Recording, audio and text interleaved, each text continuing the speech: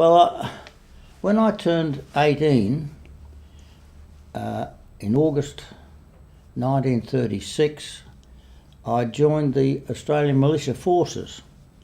A friend of my boss was a captain in the artillery in the militia, and so I went and joined there. And for the 3 years or a bit more, well, I thought it was great.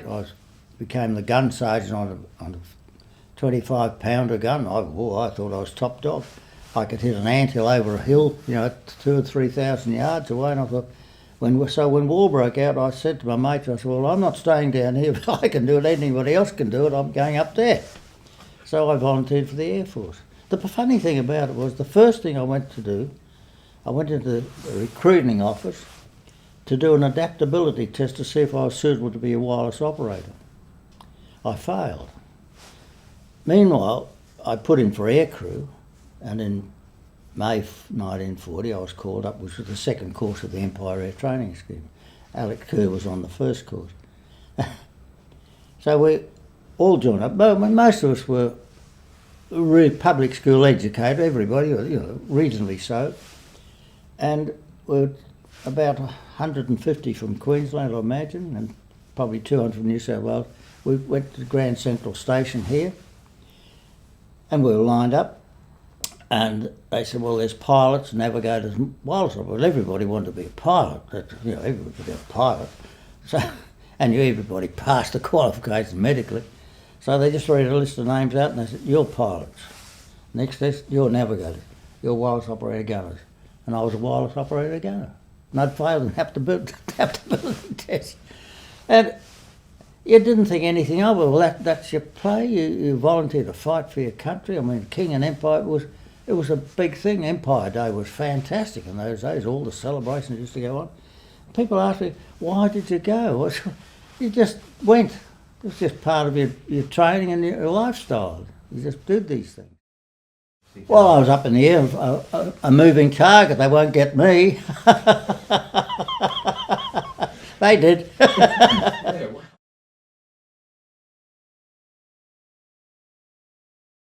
It was interesting work. Not that we flew on bombing missions, but we used to fly in the back of Libya to where the long-range desert group used to operate. And we'd have predestined times to arrive at a certain landing ground, and they wouldn't be there. We'd land, and they'd be up in the hills, and we'd unload whatever provisions they'd ask for, and they'd drive down. We'd load their little buggies, and away they'd go, and we'd come back. Oh, we did that from August, September, October to November. Even after November, when they pushed it on, we used to fly into these places. We saw one Italian bomber in the distance, and we ignored each other, but we were hassled by ME-109s, but really, we didn't even think about that, You're invincible. You're only kids,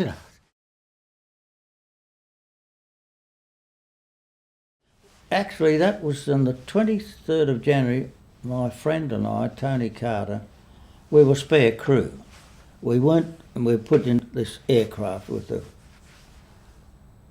do this trip. Now, what it was supposed to be, because the Germans were attacking, the British headquarters near this funny little town called Massouse need to be evacuated, and we were flying up, spare pilots and a doctor and medical equipment up. But being things as they were, the British intelligence was 2 days behind. Now, we used to fly in behind the enemy lines, but it wasn't as if we were in any danger at all. It was such a huge area you could drop into it. But when you're flying at 3,000 feet, and we're over the mountain range, the escarpment as they call it, we came down through the cloud bank at 1,000 feet to come into this little landing field at Massouse. And unbeknownst to us, of course, there's a section of a 15th Panzer Division coming up the escarpment to go to Benghazi. And of course, here we are at 1,000 feet, just lumbering along at 112 miles an hour, which was our average speed. And here's 24 tanks coming up the building like that, and woof, away she went.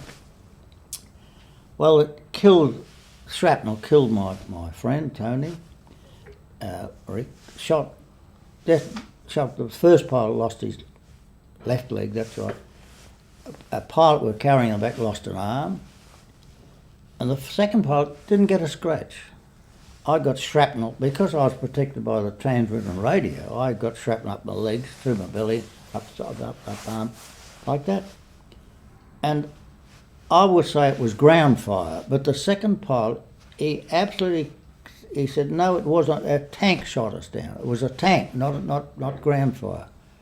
So I got the reputation in prison camp that the only plane was shot down by a tank, which I can't say is right or wrong, I don't know, but I think it was just ground fire. We went down, the second pilot landed, we're in flames, and I'll never forget it.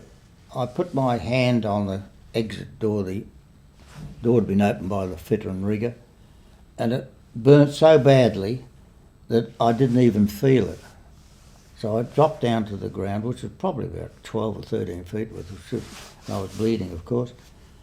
And the second pilot called out, "Jack, can you help me with the first pilot?" I said, "Sure." Now, there's a escape hatch in the front, and he had opened that. And I stood there, and he lowered him down, of course, to catch him. Well, I didn't realise how injured I was, so I caught him. Of course, I fell to the ground too, and he landed on top of me, that was fine.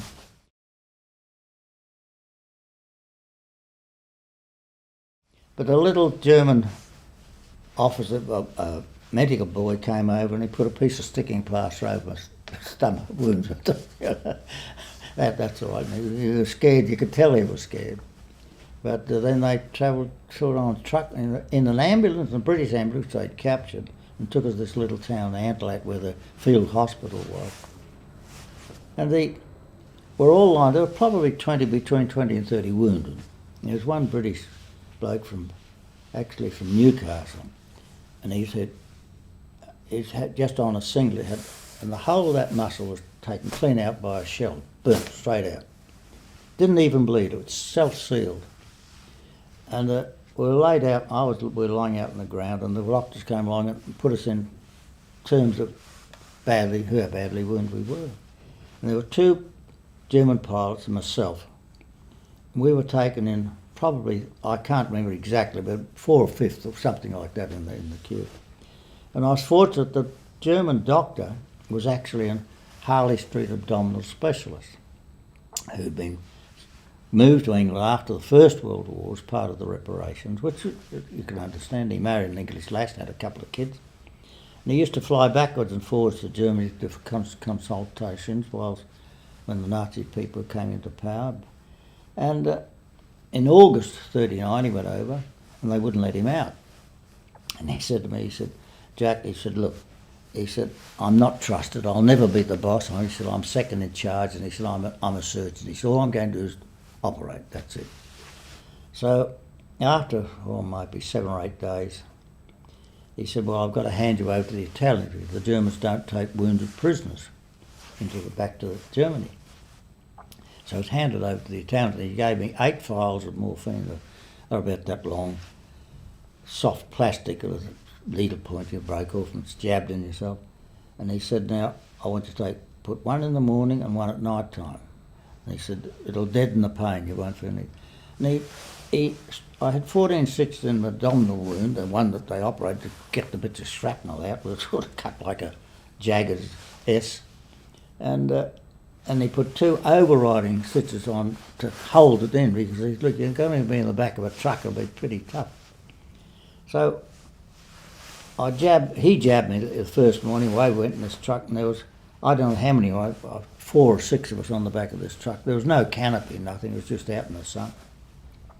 And that night we pulled into an Italian-based little field hospital, and the boys that hooked me, you've got to understand this, I mean, we were at war. So they carried me and just tipped me onto the hospital. It wasn't a bed, it was just made out of bamboo. Well, that really hurt. And I realised what I've got to do is jab myself before I get off from then on.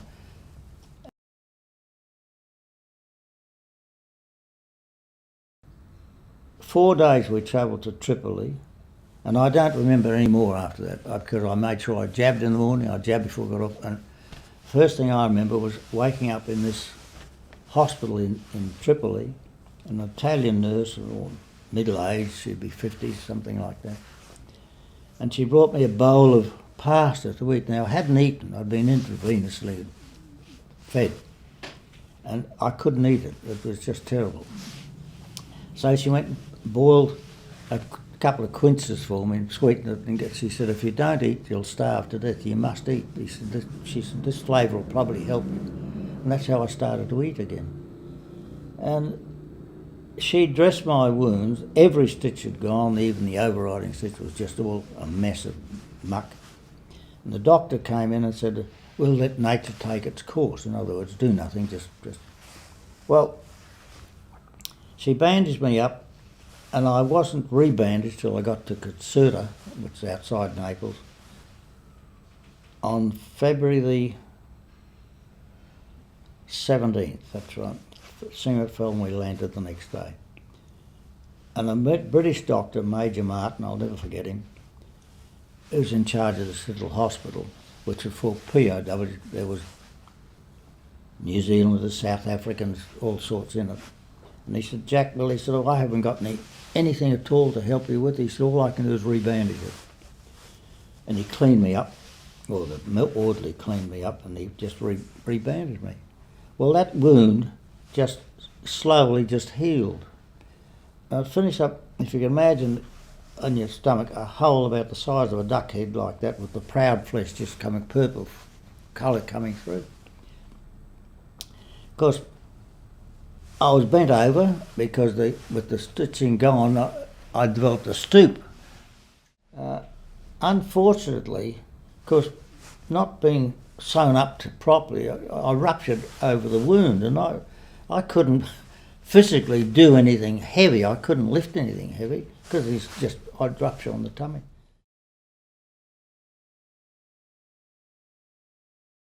Went to Palmer Hospital, which is outside Milan, and there was an escape attempt made, and I said, well, I can't do much, but I'd sell my watch and try and buy some food. So I asked an Italian orderly and showed him a watch, because it was a Swiss watch, a Cyma, but he didn't know, but it was full of sand and didn't keep good time, but still it was my 21st birthday present, so I kept it. So I swapped him for 2 bars of Italian chocolate. So I gave them to Skipper, and the attempt was foiled anyway, but that little orderly was sent to the Russian front, and I was sent to Gravino, which was a punishment camp south of Italy near Bari, for 2 weeks punishment. And unfortunately, there was a starvation camp. There were 6 people dying a week in it. They dwindled from 3,000 to 1,200 by the time they got to Gravina from Tripoli, these poor people. And the weekend ration, I got 6 cabbages and 6 broccoli for 600 men for 2 days. That was the ration. No meat, but we had a bit of pasta, we had a bit of rice and a bit of tomato paste. So the cooks just boiled it and we just had it as a gruel. And water was only on for 2 hours a day. You didn't have showers. There's no such thing as showers in this camp. And you had to make sure you got a Dixie of water so they had enough water to drink and to wash with. And after that, they sent me up to a little place called Udine, Grupignano Italian prison camp right up near Udine or Udine. And there were nearly 3,500 Australian New Zealand prisoners, a few Gurkhas, some boys from Cyprus, Indians, but mostly it was a colony, as they call it, or Dominion prison camp. There probably, I would imagine, by the time that we were transferred to Germany, there might have been 60 Air Force in it. That's about all. Might have been a bit more. Well, it wasn't many.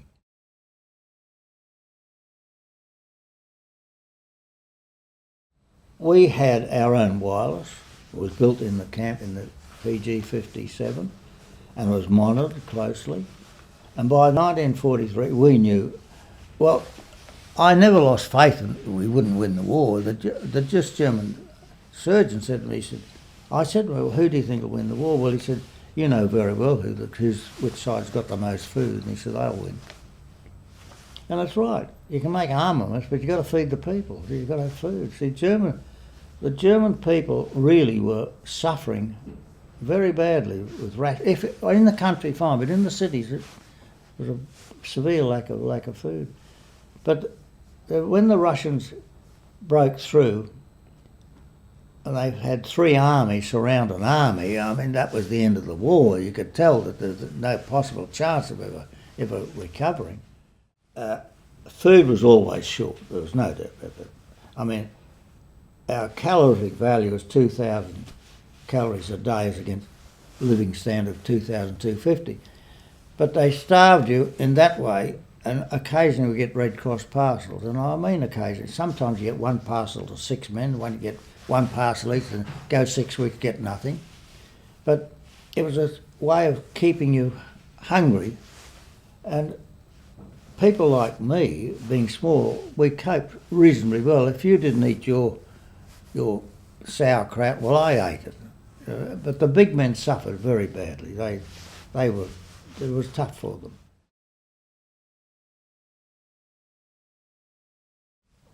The day of the 22nd of April, the Germans told our man of confidence that they would be evacuating from the camp that night, the 22nd.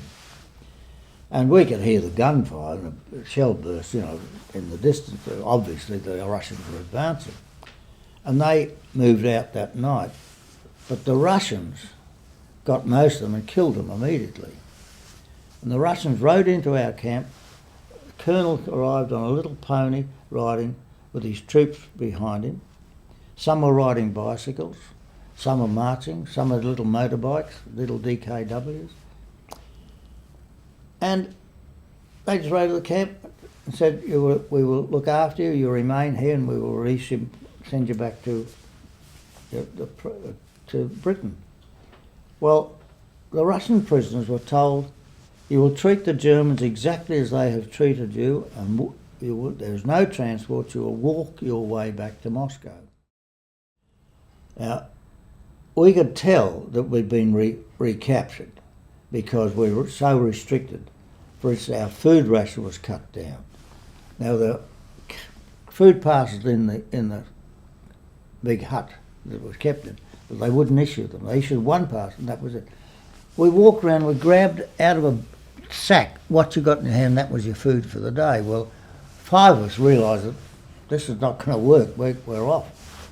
So we decided that we would leave the camp. Now, we marched to a little town called Riesa as a place of holding, and we just, 5 of us just walked out. And the funny thing is that the actual troops, the Russian frontline troops, were just like us, and they got on a truck, they'd drive us where they were going, and we'd hop off, and they'd walk, as long as we kept walking west, we knew we'd hit the Elbe.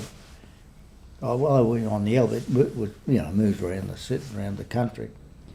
And we came to the River Elbe near Halle, and there was a big American master sergeant with ribbons all over him. He said, come! And we walked across this plank, which was broken, the bridge was bombed out about that wide, and the 5 of us got in there, and the first thing which was wrong, they gave us an American Army ration for the day. Well, we were sick as dogs, so it went straight through us. But they flew us the next day, they flew us to Brussels, and the first piece of, I'll never forget this, the Red Cross met us at Brussels, at the airport, and they offered us fresh white bread.